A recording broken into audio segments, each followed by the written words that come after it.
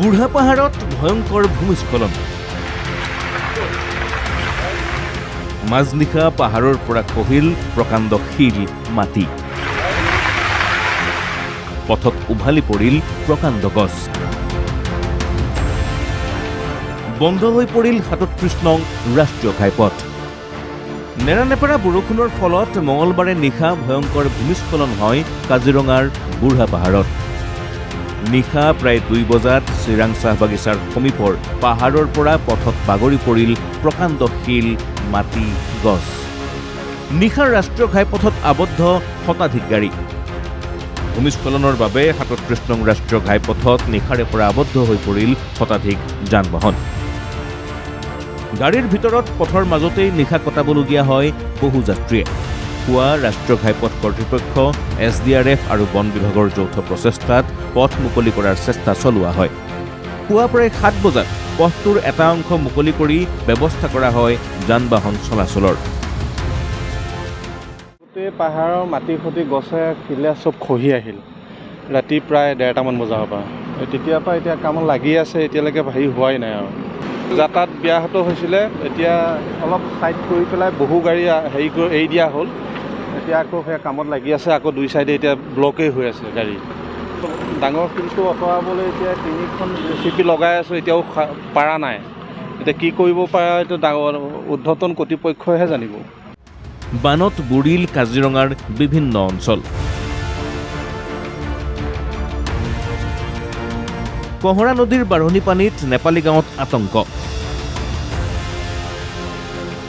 নেৰানেপেৰাকৈ হৈ থকা বৰষুণৰ ফলত কাৰ্বি আংলঙৰ পৰা বাগৰি অহা পানীয়ে কাজিৰঙাৰ বিভিন্ন অঞ্চল বুৰাই পেলোৱাৰ পিছত চিন্তিত হৈ পৰিছে নৈপৰীয়া।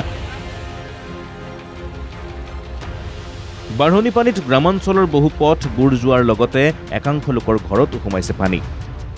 বিসংগতিপূৰ্ণ কহৰা নদীৰ স্লুইচ গেটৰ বাবেই বান পৰিস্থিতিৰ সৃষ্টি। এই বছৰে ছেম প্ৰব্লেম আছে, কিন্তু এতিয়া অলপ পানীটো বেছি হৈ আহিছে লাহে লাহে।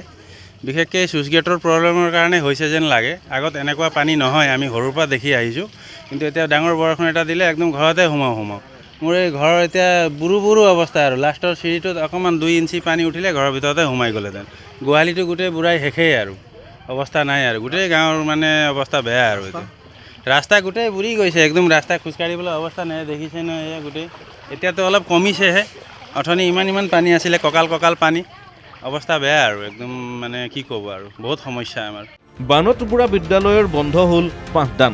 কাজিৰঙাৰ ৰাষ্ট্ৰীয় উদ্যানৰ পৰ্যটক নিবাসতো সোমাল পানী।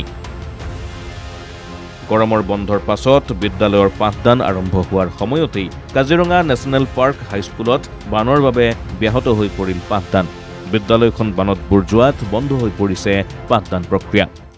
কহৰা নদীৰ বাঢ়নি পানী উঠি বিদ্যালয়ৰ চৌপাশ আৱৰি ধৰিছে আৰু কৰ্তব্যলৈ অহা শিক্ষকসকলো নিজৰ কৰ্মস্থানলৈ যাব পৰা নাই। গতিকে আমি আজি শ্ৰেণীসমূহ বাতিল কৰিলোঁ আৰু এই পানীটো যদি ৰাতিৰ ভিতৰত ওলাই যায়, অহাকালিৰ পৰা শ্ৰেণীবোৰ আমাৰ হ'ব। বাৰিষা কহৰা নদীৰ বাঢ়নি পানীত পূৰ্বেও নদী কাষৰীয়া কিছু গাঁও বুৰ যায় যদিও এইবাৰ বানৰ প্ৰকোপ বৃদ্ধি পোৱা বুলি প্ৰকাশ কৰিছে স্থানীয় গাঁওবাসীয়ে।